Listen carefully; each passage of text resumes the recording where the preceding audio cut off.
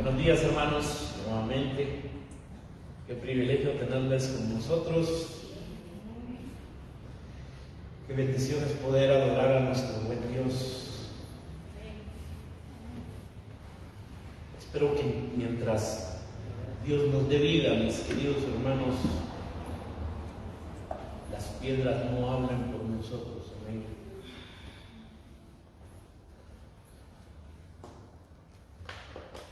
Mientras tengamos fuerzas, que le podamos servir, mientras tengamos salud, mientras tengamos los recursos, poderle servir al Señor con todo nuestro corazón. Amén. Vamos, por favor, al Evangelio de Marcos. Pongámonos de pie, por favor. Capítulo 12, versículo 35. Cuando lo tengan me puede dar un fuerte amén. Amén. Amén.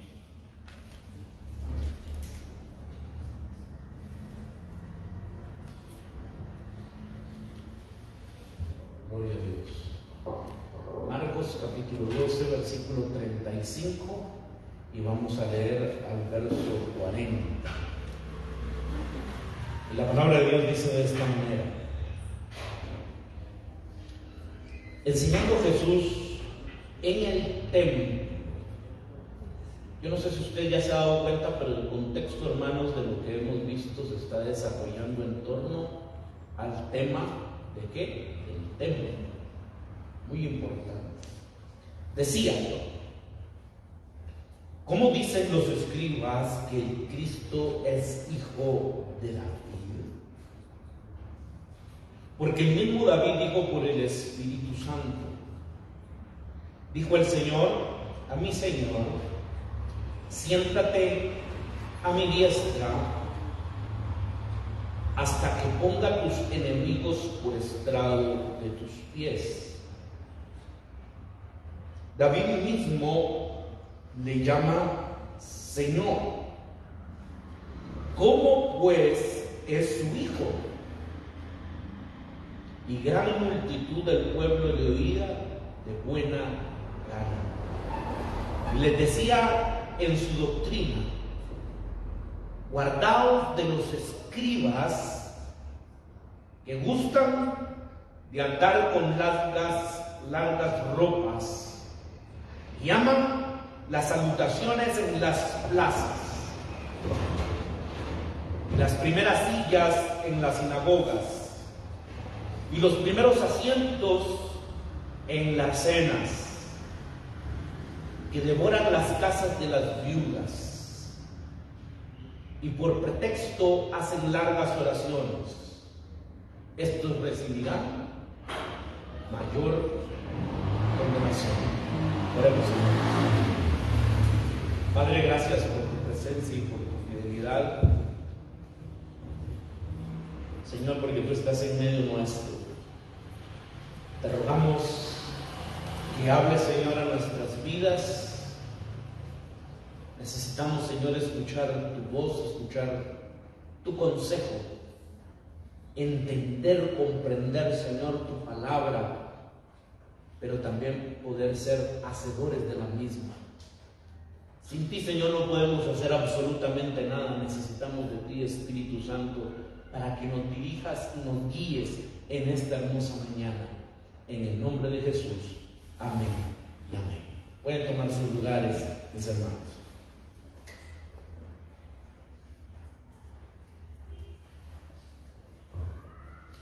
Vemos que a Jesús se le ha hecho varias preguntas, varios cuestionamientos, ¿no? Y el propósito, como ya lo he enseñado y lo hemos visto, es el de matar a Jesús. No hay ningún otro propósito aquí de parte de estas personas que le están preguntando. A ellos no les interesa realmente si Jesús viene de parte de Dios o no viene de parte de Dios, porque ellos quieren matarlo. Pero ahora, y en los textos que acabamos de leer, vemos de que Jesús es quien plantea por decirlo de esta manera, un enigma, está planteando una pregunta sobre el hijo de David.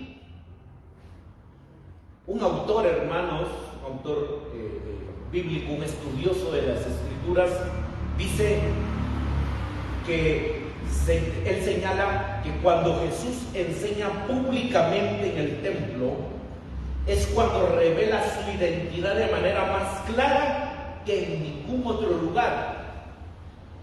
Y aquí él va a demostrar, en este sentido, este autor tiene razón, que en el Evangelio de Marcos, hermanos, él va de una manera, me estoy refiriendo a Jesús, revelar su identidad, pero es interesante porque ¿en dónde está enseñando? En el templo, ¿no?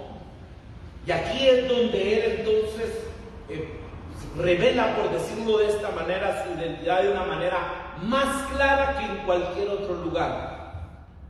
Jesús cita la posición oficial de los escribas en el sentido de que el Mesías ha de ser hijo de David. Y en este sentido, hermanos, los escribas no tenían ningún problema en decir de que el Mesías iba a venir del linaje. Por eso es de que se le llama el hijo de David, diríamos, porque viene del linaje, ¿no? De David. Y por eso se le llamaba entonces el hijo de David. Tienen razón, dice Jesús, pero solo en parte. Y él va a explicar. Su punto de vista ha de ser complementado, porque no comprenden plenamente los planes de Dios para el Mesías. Es cierto, el Hijo de Dios tiene que ser parte entonces del linaje de David. Y esto también ya es algo que explicar. Que ellos esperaban al Hijo de Dios, hermanos, ¿cómo lo esperaban?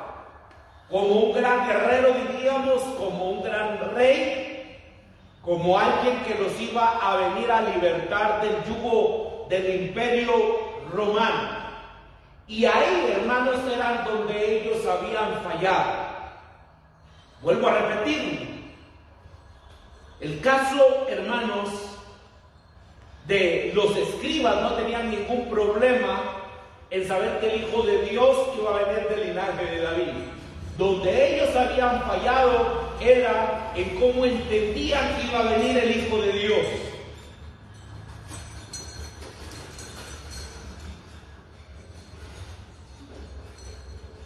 Nos pasa cada 4 años, ¿no, verdad, hermanos? Hoy tal vez sí decimos, ¿no? Primero Dios. Se hizo, hermanos, aquella frase, ¿no? Creo que fue de un expresidente que decía, miren, hay que robar, pero no hay que robar mucho, ¿no? Y hasta con eso, hermanos, hemos llegado al extremo, nosotros como pueblo diríamos, de decir, bueno, que robe, ¿verdad? ¿Pero qué? Que no robe mucho y que haga algo por el pueblo.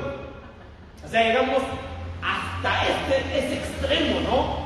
Es que es algo impensable decir, ¿cómo es posible que digamos que robe, pero que no robe mucho? Es la desesperación, ¿no? En la que el pueblo está y que esperaría que viniera un gobierno o un gobernante y que hiciera realmente algo por el pueblo, algo por los pobres, algo por los necesitados.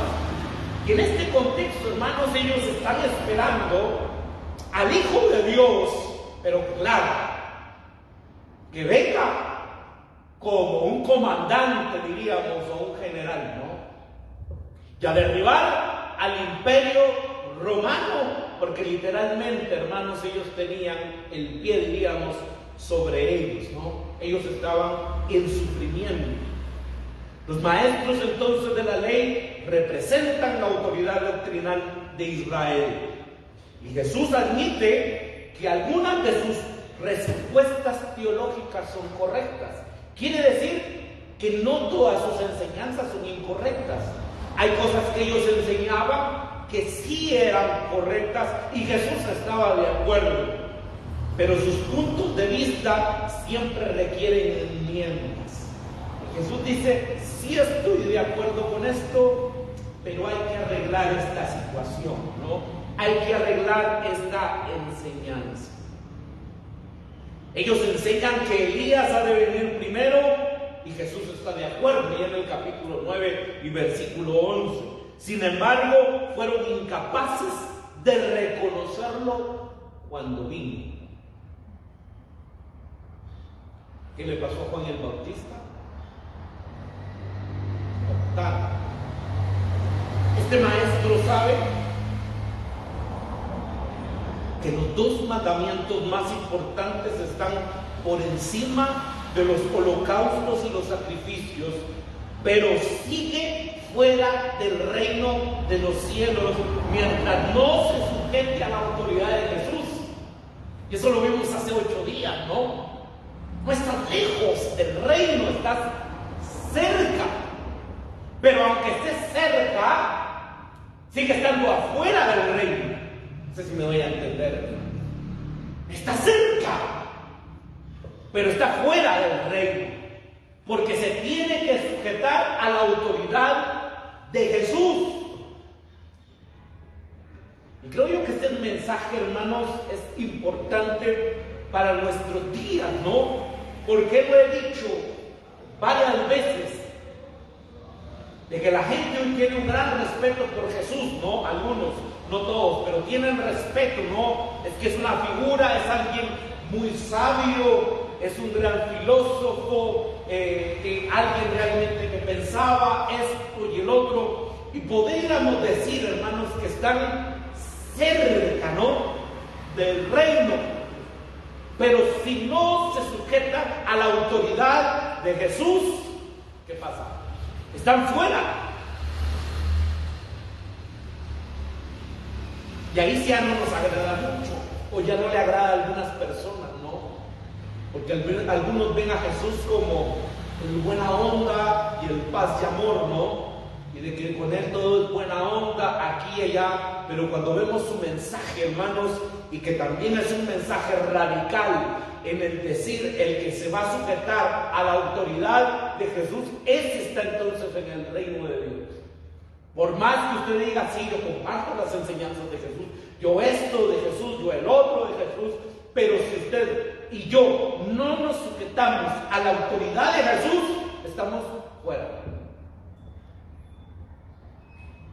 Este maestro, como lo dije, sabe, y él dijo, y él conoce, hermanos, los dos mandamientos más importantes, que era amar a Dios, ¿no?, con todas nuestras fuerzas, corazón, mente, y también al prójimo como a nosotros mismos.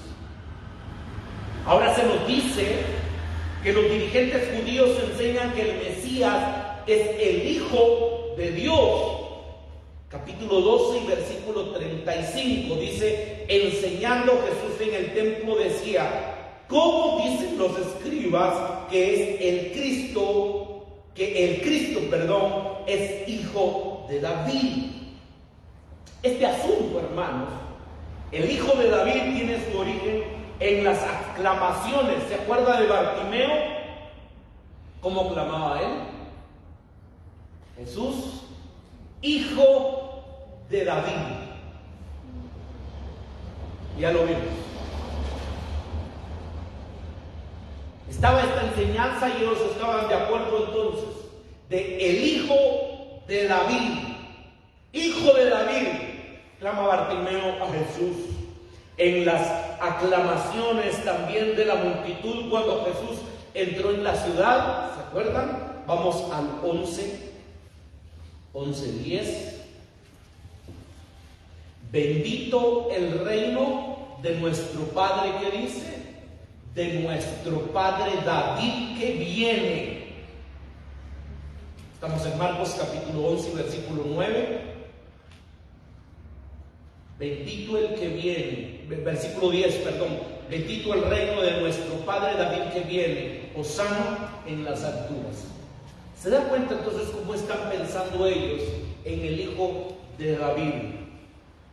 Bendito el reino venidero de nuestro Padre David. También recuerda a los partícipes de la parábola que reconocían al Hijo como heredero y apunta hacia adelante a la crucial pregunta planteada en el juicio de Jesús por el sumo sacerdote en el capítulo 14 y versículo 61, cuando le preguntan: ¿eres el Cristo,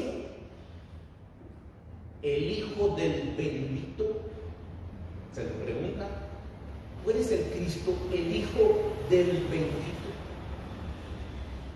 Y Jesús, hermanos, en los textos que acabamos de leer, y específicamente en el versículo 36, Jesús está citando el Salmo 110 y versículo 1.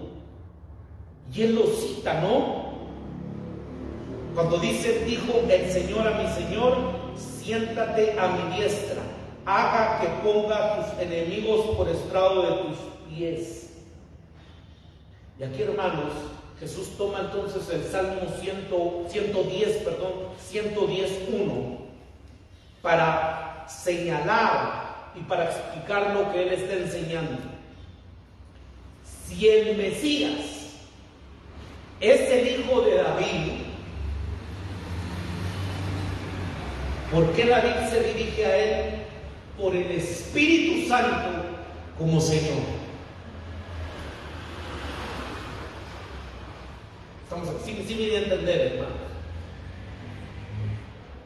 Si él es el hijo de David, los voy a poner en otras palabras. Si David tuvo un hijo un día de su descendencia, recordemos de que el rey David, hermanos, es como de las máximas autoridades en el Antiguo Testamento, ¿no? Por eso él se le recuerda como el rey David. Pero si él tuvo descendencia, tuvo un hijo, diríamos, ¿por qué David le va a llamar por el Espíritu Santo, le va a llamar Señor?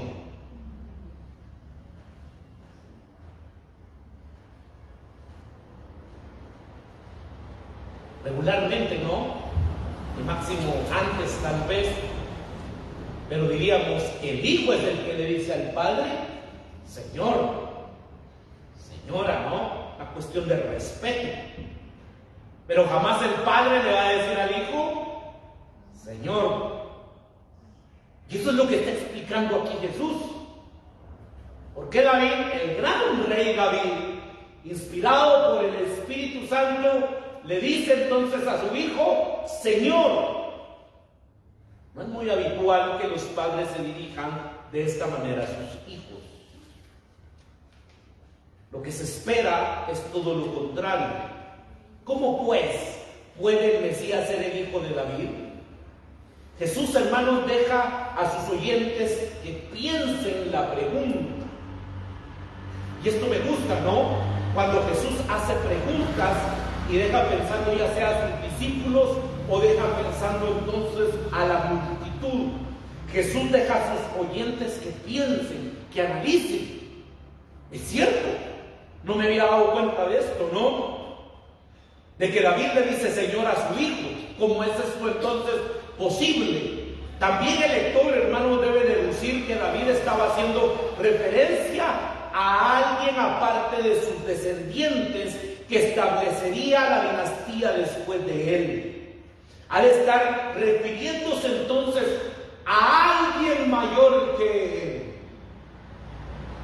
a alguien mayor que David. Y eso es lo que se está refiriendo, ¿no? Por eso David le llama entonces Señor, porque es alguien mayor que él. Y Marcos desafía frecuentemente a sus lectores a que entiendan más aspectos de la identidad de Jesús, planteándose las preguntas. ¿Quién es este que hasta los vientos y las tempestades le son obedientes? ¿Se acuerdan? ¿Quién es este? Qué tremendo, ¿no? ¿Quién dice la gente que soy yo? Bueno, algunos dicen que tú eres Elías, otros dicen aquí. Y ustedes, ahora ustedes, ¿quiénes dicen que soy yo? ¿Se da cuenta de las preguntas que hace Jesús? Y que deja pensando y reflexionando, en este caso a sus discípulos, a sus seguidores. Esta provocación sirve entonces para corregir el júbilo de la multitud por el reino venidero de nuestro Padre, de nuestro Padre David. Se recuerda Hosana en las alturas, ¿no? Y esa fiesta. Ahora, ¿por qué se tenía esa fiesta? Porque ellos creían nuevamente de que Jesús era probablemente el Hijo de Dios Él venía a rescatarlos entonces del imperio romano, del yugo romano. La antigua visión imperial, voceada por las gentes, ha de ser corregida. Y Jesús les dice, momento, ¿no? Porque el asunto no es así. Es cierto, Él es el Hijo de David, pero Él no viene a derrocar el imperio romano. Marcos nos informa que la gran multitud escuchaba de buen grado a Jesús. El versículo 37 dice, y la gran multitud del pueblo le oía, ¿cómo? De buena gana. Le escuchaba. Interesante lo que dice Jesús.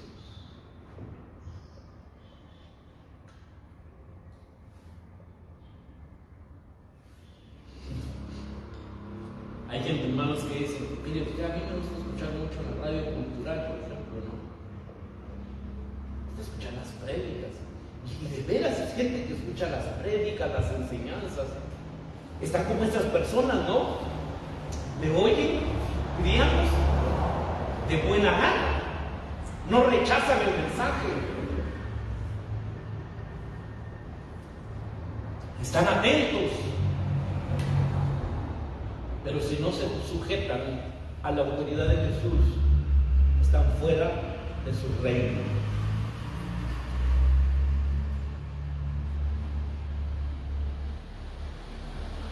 Dice que le escucharon de buena gana.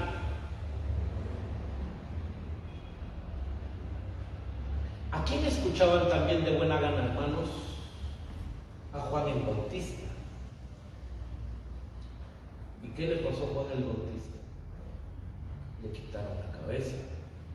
Y lo que uno se pregunta es, ¿y entonces en dónde estaba toda esta gente que escuchaba de buena gana a Juan el Bautista?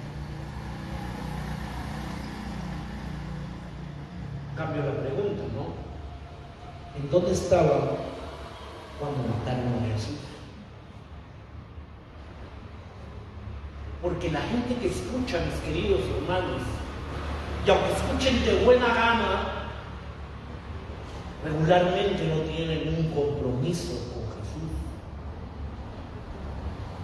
No tienen un compromiso entonces con su reino. Muy pronto una multitud, formada quizás por distintos tipos de personas, pedirá a gritos la crucifixión de Jesús en el capítulo 15. Por lo tanto, Jesús no se podía fiar de estas personas. Tras elogiar a uno de los maestros de la ley y citar la opinión de los dirigentes teológicos judíos sobre el Hijo de David, Jesús procede ahora a denunciarlos. Y a mí, hermanos, esto me llama fuertemente la atención. Le estaban escuchando de buena gana. Le dice inclusive a uno de estos religiosos y le dice, estás cerca del reino de Dios. Pero ahora, hermanos, les va a tirar unas cuantas pedradas. Y bien tiradas, diríamos nosotros, ¿no? Y que esto no va a ser para nada agradable a ellos. En primer lugar, los reprende por su deseo de llevar ropas fastuosas. Les gustaba pasearse haciendo ostentación de su forma de vestir. Versículo 38. Y les decía en su doctrina, guardaos de los escribas que gustan de andar con largas ropas. Qué tremendo, ¿no?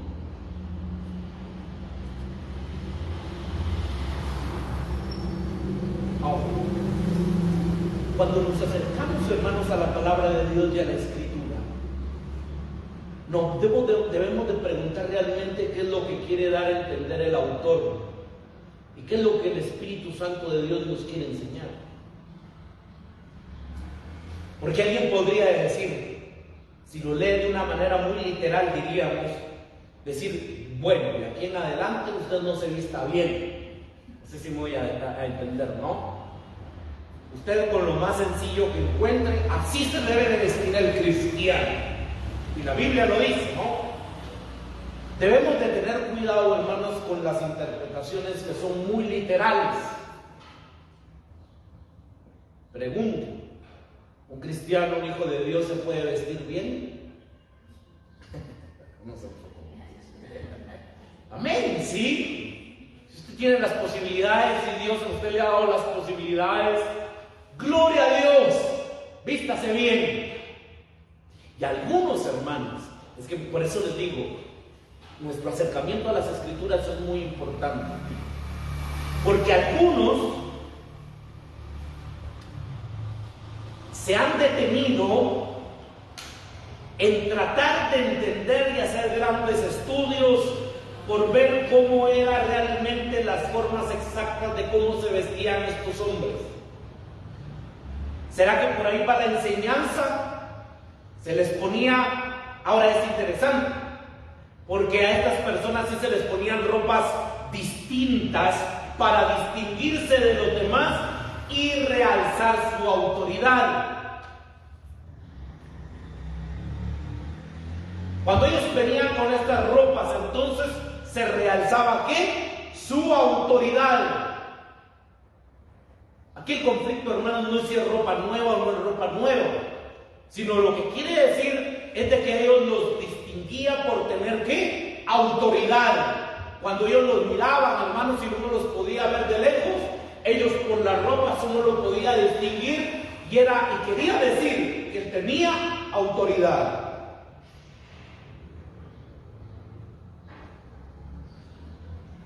Mientras que la autoridad de Jesús está relacionada no con su vestido, sino con su enseñanza.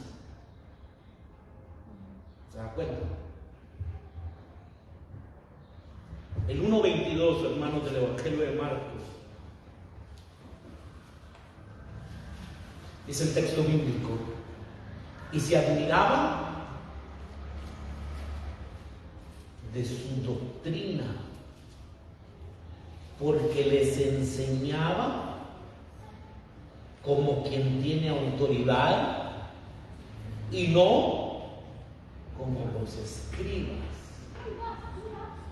¿Se da cuenta de dónde procede la autoridad de nuestro Señor Jesucristo? Y creo yo, mis queridos hermanos, que ese es un gran ejemplo para nosotros.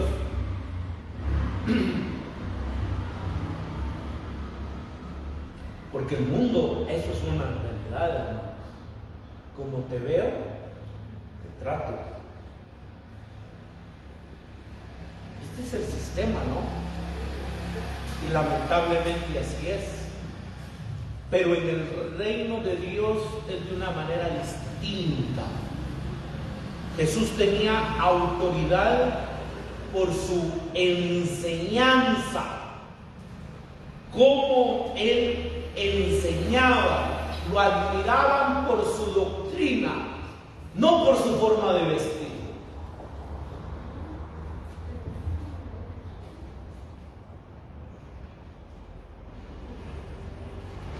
Quiere decir que la autoridad de Jesús no estaba en las ropas, lo cual expresa también una soberbia que anhela honra y distinción y una arrogancia que hace alarde de su conocimiento y posición. Muchas personas quieren admiración y en este sentido se quería admiración entonces de estas personas porque ellos querían autoridad. Eso también es muy importante, hermanos, y yo creo que es importante resaltarlo. ¿Cuál es nuestra identidad?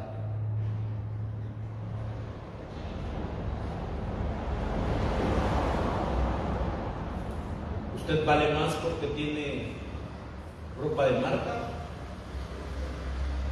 ¿Usted vale menos porque no la tiene? Ahora, debemos de reflexionar, hermanos. Debemos de ir pensando, ¿cómo realmente yo pienso? ¿Cómo realmente yo estoy actuando? ¿Cómo realmente yo quiero que me traten? Yo le he hablado con mi esposa, hermanos, y le digo que gracias a Dios, y se lo digo honestamente, yo veo una persona y yo no le ando viendo, o sea, cuál es la marca de sus tenis, de esto y el otro. Yo no lo hago, bendito Dios. Pero hay personas, ¿no?, que sí ven eso así inmediatamente, ¿no? Cliente está de esto y el otro, y aquí y allá, y todo lo escanean a uno, ¿no? Pero uno debería de ponerse a pensar, hermanos, y a preguntarse, ¿por qué lo hacemos, no? Queremos que la gente nos vea, nos observe, nos admire. Y lo que es peor, llevando este tipo de vestimenta en el templo, se exaltaban a sí mismos en la presencia del Señor. Sin embargo, una impresionante apariencia externa no esconde nada de Jesús. Por fuera, hermanos, podemos estar muy bonitos. Por fuera podemos estar muy bien vestidos y tener las mejores galas y las mejores marcas y el mejor tipo de ropa. Pero ante la vista de nuestro Señor Jesucristo, eso, hermanos, no puede esconder muchas veces nuestra pudredumbre. Ya el Dios Todopoderoso no lo vamos a engañar, ni lo vamos a nosotros a sorprender porque utilicemos tal marca o tal tipo de ropa. Estamos aquí, hermanos. ¿Y usted cree que vamos a sorprender a Jesús? Es que vale $1000. No sé si le daría risa al Señor.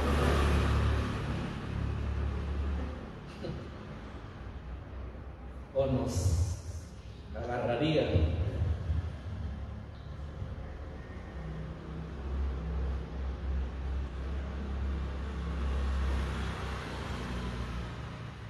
Jesús condena también el anhelo que demuestran estos maestros de la ley por recibir la adoración de los hombres.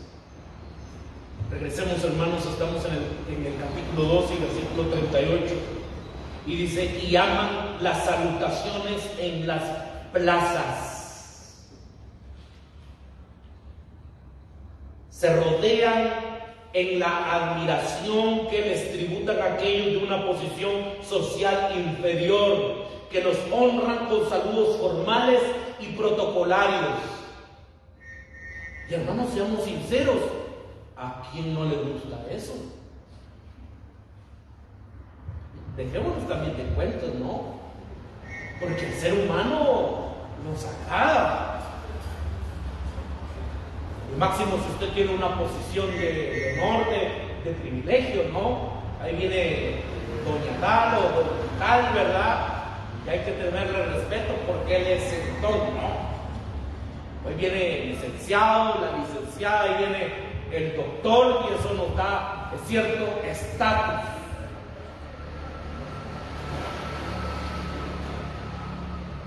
Yo lo contrasto con Jesús. Capítulo 10, vamos al capítulo 10. Estamos en Marcos, Evangelio de Marcos.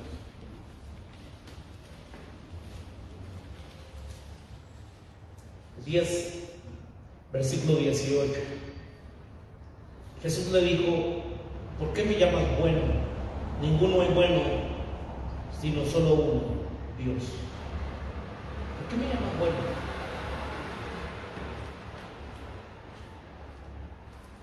Jesús no dijo, muchas gracias por decirme bueno, es que no, si le dice, ¿por qué me llamas bueno si solo hay uno? Y ese es Dios. Vamos a ver al Evangelio de Juan. Evangelio de Juan, capítulo 5.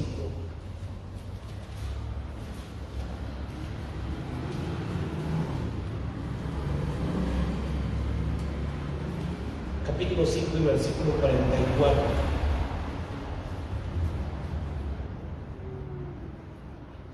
¿Cómo podéis vosotros creer? Pues recibís gloria los unos de los otros y no buscáis la gloria que viene del Dios único. Versículo 43.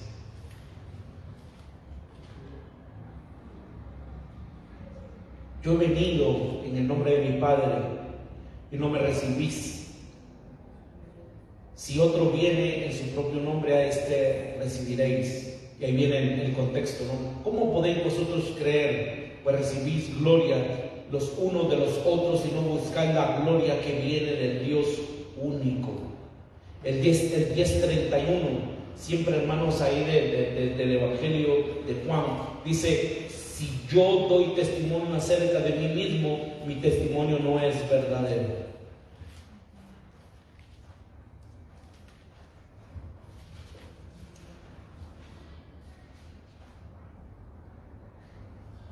El 10:31, hoy sí lo voy a leer. Dice el texto del Evangelio de Juan: Jesús le respondió: muchas buenas obras os he mostrado de mi Padre. ¿Por cuál de ellas me apedreáis? ¿Por cuál de ellas me van a apedrear?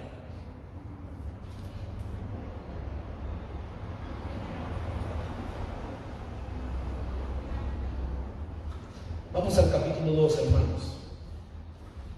Siempre el Evangelio de Juan, 12:43. Porque amaban más la gloria de los hombres que la gloria de Dios.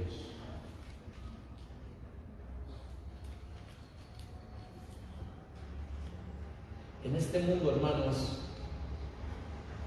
a la gente no le interesa la gloria de Dios. Le interesa la gloria de los hombres.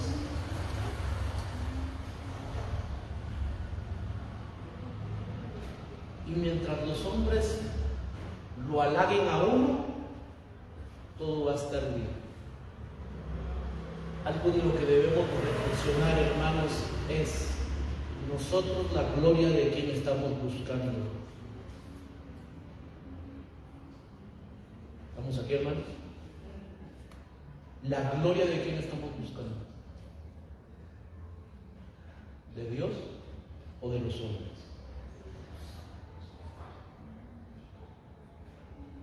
No obstante, estas ansias de prestigio de los maestros de la ley van acompañadas de una insensible indiferencia y también de despreocupación por los pobres.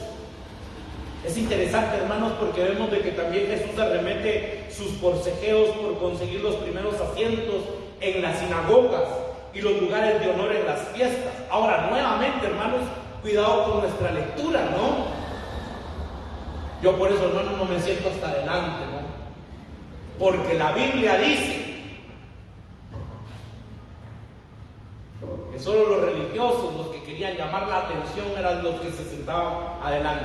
Mala interpretación, ¿no?, de las Escrituras. Eso no quiere decir, lo que quiere decir es que cuando usted quiere llamar la atención, nos podemos sentar en medio, adelante, atrás, pero el ego no. El ego está, aquí se está hablando de eso, cuando necesitamos que la gente nos reconozca. Jesús demanda la actitud contraria en sus discípulos cuando estos mostraban señales del mismo egocentrismo. Señor, pero ¿quién va a ser grande en el reino de los cielos? Porque ellos también estaban preocupados. ¿Y qué les dijo Jesús? El siervo, el que sirve, ese será grande en el reino de los cielos.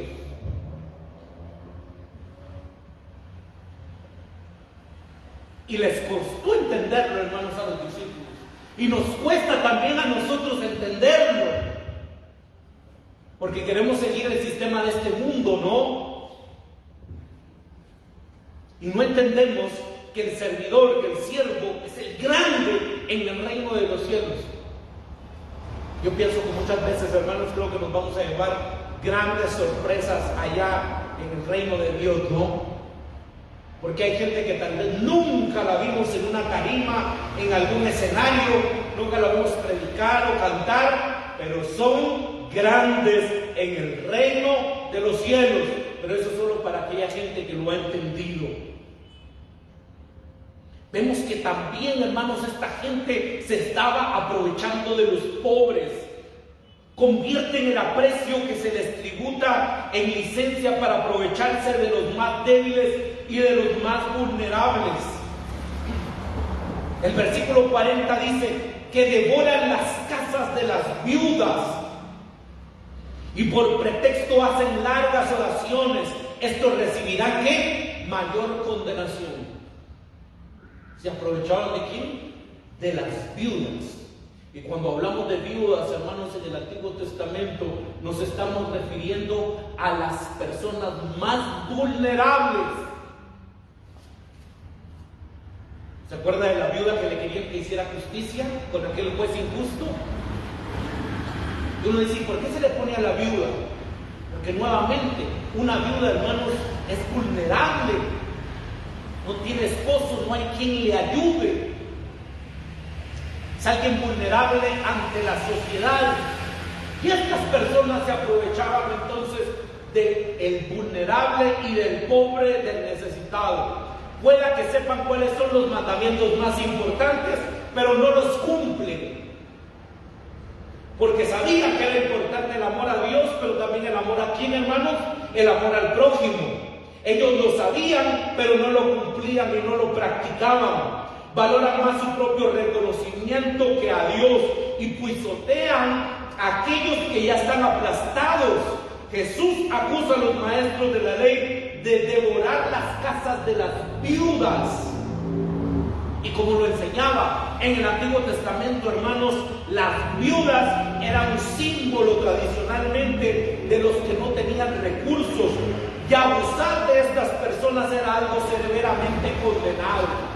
Rápidamente, hermanos, quiero que escuchen, que les voy a leer Isaías capítulo 10, versículos del 1 al 10, se los voy a leer en otra versión, y dice el texto bíblico: ay de los que emiten decretos inicuos y publican edictos opresivos, privan de sus derechos a los pobres y no les hacen justicia a los oprimidos de mi pueblo, hacen de las viudas su presa y saquean a los huérfanos. ¿Qué van a hacer cuando deban rendir cuentas? Cuando llegue desde lejos la tormenta, ¿a quién acudirán en busca de ayuda? ¿En dónde dejarán sus riquezas? No les quedará más remedio que humillarse entre los cautivos o morir entre los masacrados. A pesar de todo esto, la ira de Dios no se ha aplacado, su mano aún sigue extendida.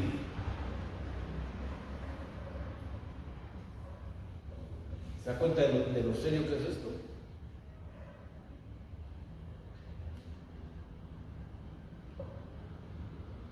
Que el Señor, hermanos, tenga de veras misericordia de aquellas personas que han sido puestas en un lugar de privilegio y se han aprovechado del pobre, del necesitado, de la viuda y del huérfano, porque si ellos no se arrepienten, les espera el juicio de Dios.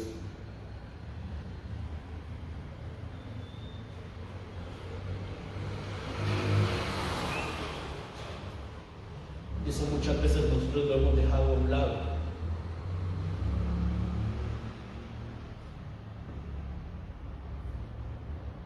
Pero la injusticia social, hermanos, es algo que le desagrada al Señor. De aquellos que estando en el poder se aprovechan del pobre y del necesitado. Y con esto concluyo.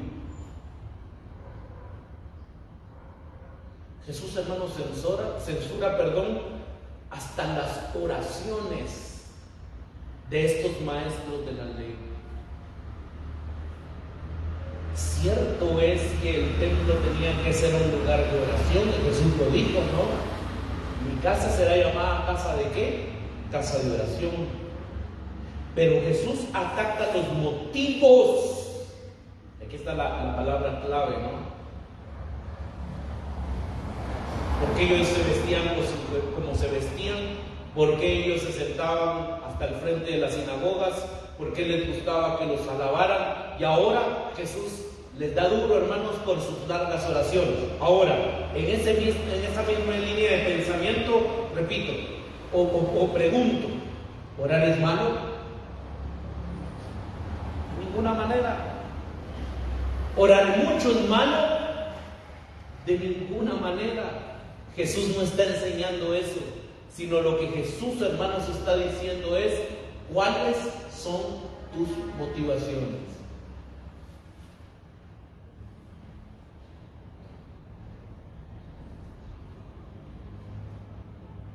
Es que, hermano, yo oro de las 2 de la mañana hasta las 8 de la mañana. Ahora yo, ¿cuál es la motivación? No es que eso esté malo, hermanos, sino que uno se pregunta y uno dice: ¿cuál es la motivación? Aunque te dirijas supuestamente a Dios, las oraciones de estos maestros pretenden obtener el elogio de quienes los oyen. No se dan cuenta de lo despreciable que es su insinceridad y se engañan pensando que la admiración humana de su devoción concuerda con la de Dios. ¿De quién estamos esperando la gloria, hermanos? ¿De Dios o de los hombres? ¿A quién queremos agradar? ¿A Dios o a los hombres? Nos despedimos de nuestros hermanos de Facebook. Dios les bendiga, Dios les guarde, Dios les proteja, que tengan una excelente semana.